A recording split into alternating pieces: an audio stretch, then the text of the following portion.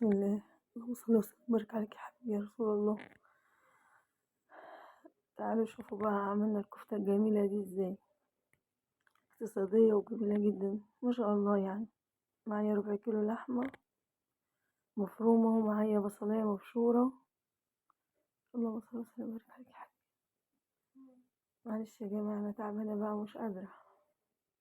ومعايا ايه تاني، بصلاية مبشورة على 4 كيلو لحمة، ومعلقتين فيجيتار على معلقتين بقسماط، ده على ده أنا حطيت، وبقدونس معلقتين بقدونس برضو كده، اللي هي ورق البقدونس كده، متحطش العروق.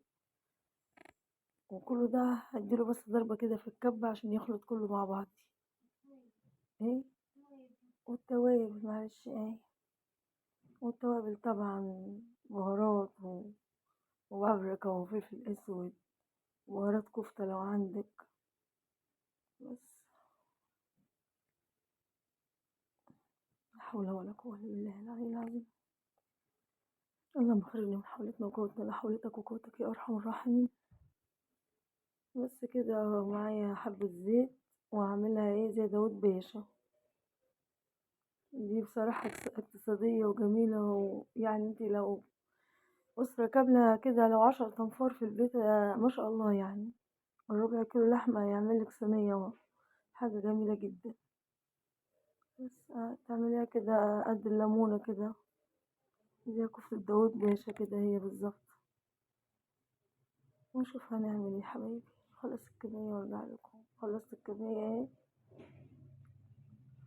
ومعلقة سمنة كده أو زيت، المادة الدهنية اللي انت بتستخدميها. انا حطيت باين حطيت زيت على زبدة. ايوه زيت على زبدة او زيت او سمنة، والله ما عارفة حطيت ايه. بس هي المادة الدهنية اللي انت بتستعمليها استعمليها. وهتحمري الكفتة بتاعتك كده، ولو صوتي واطي زي بعضه، ولو سمحتوا يعني اسمعوا لي الفيديو كده. ربنا يجازيكم خير يا رب، كل اخواتي وحبايبي وولادي ربنا يسعدكم يا رب. كل سنة وانتم طيبين، وكل الأمة الإسلامية والمسيحيين وكل الناس طيبين وبخير. أصلا عيد من إخواننا المسيحيين برضو معانا، كل سنة هم طيبين. بس هتديها طبعا اللون ده، وهتطلعيها كده. لا حول ولا قوة إلا بالله العلي العظيم. بس هنحط بقية الكمية، ونفس الحكاية نحمرها كده في الطاسة بتاعتك، ولا في الهوك، ولا في اللي بتعملي فيه.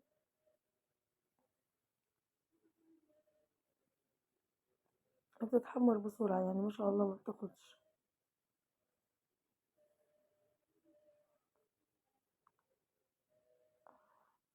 بس في نفس الطاسة كده ومعايا نص كيلو، ده نص كيلو بطاطس على فكرة. أنا بعمل أكل قليل على قدينا عشان احنا مش كتار. عايزة تعملي كيلو بطاطس اعملي، مش هتقولك لأ. هي أكلة اقتصادية أصلا. ومعايا فلفل ألوان، هو فلفل أخضر فلفل أحمر يعني. وهتشوحي كله ده مع بعضيه تشويحة زي الناس، يعني تشويحة حلوة كده.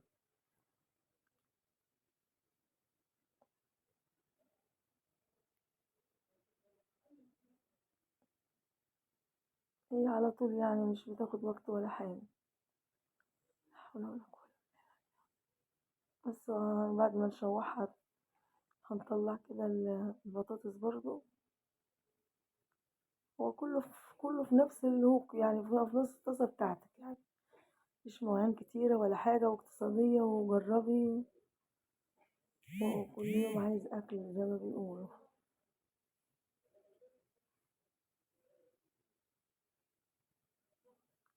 بس وبعد كده بصلاية مبشورة برضو في نفس السمنة. لو لقيتها يعني حبة عايزة كده شوية تاني، أحط لها معلقة سمنة، وشوحتها كده، خدت اللون اللي يعني دبلت معايا.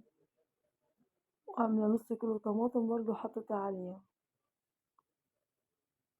لو عايزة تعمليها بتوم اعمليها، يعني هي في ناس كتير بتعملها فص توم، بس أنا ما بحبش التوم معلش.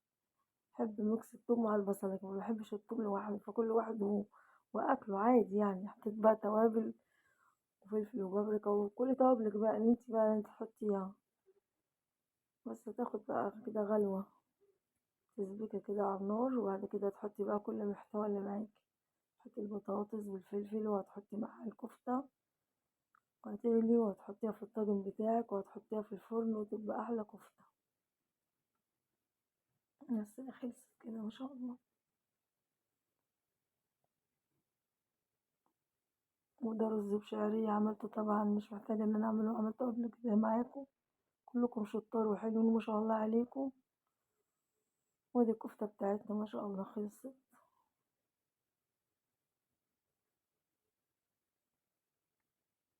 هاحطها بقى إيه في الفرن كده تكمل تسويتها، وعملنا جنبيها رز بشعرية زي ما قلت لكم، أحلى ناس وأحلى أخوات وأحلى متابعين، شكرا ليكم، شكرا على المتابعة بتاعتكم، متنسوش تحطولي لايك بقى.